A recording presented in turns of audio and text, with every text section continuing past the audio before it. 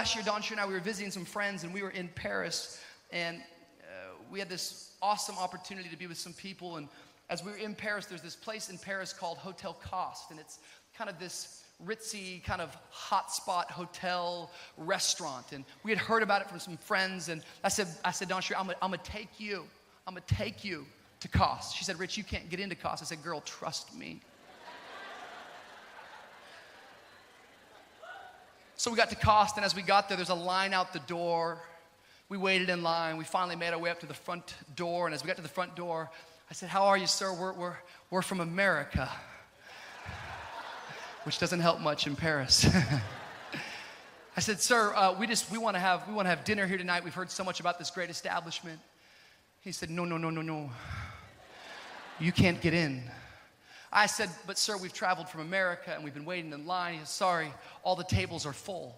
I started to kind of argue and started to kind of debate with him and just loved on him in a Christian way. And I just, come on, let us in tonight. We feel like God's called us to this place, And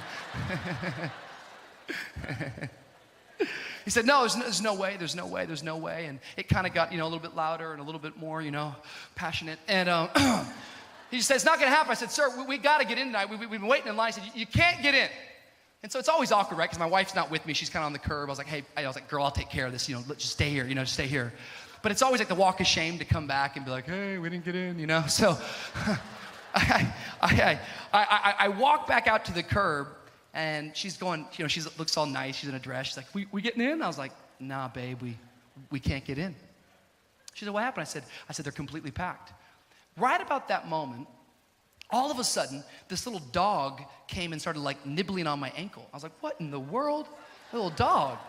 And all of a sudden, this man walked out, and he was just very proper, And he said, oui, which I don't know what that means, but that's what he said. He said, how are you? And he grabbed my face like this. He goes, oui, how are you? I was like, hey, you're touching my face, but this is weird. Okay. He said, how are you? I said, oh man, we're not doing very good. We couldn't get into the hotel tonight for dinner. And he said, oh, oui. And at this point, I'm like completely helpless. And I'm like, okay, yeah, thank you, Why is your hand on my face? This is awkward, He said, oui. He said, oui. He said, you must come in. I said, I know, sir. We want to come in. But I guess the line's too big, He said, don't you worry. Oui. I own the place. I was like, that makes sense. You got a dog up in this spot, He said, come on, follow me. I was like, all right, And we walk in, I'll never forget it. We walked back into the hotel.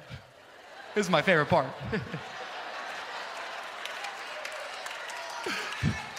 Because as we walked in, we just followed this man and his little dog. And I wish you could have seen the look on the guy who told us we couldn't get in his face. He said, hey! I just said, I'm with him, buddy. He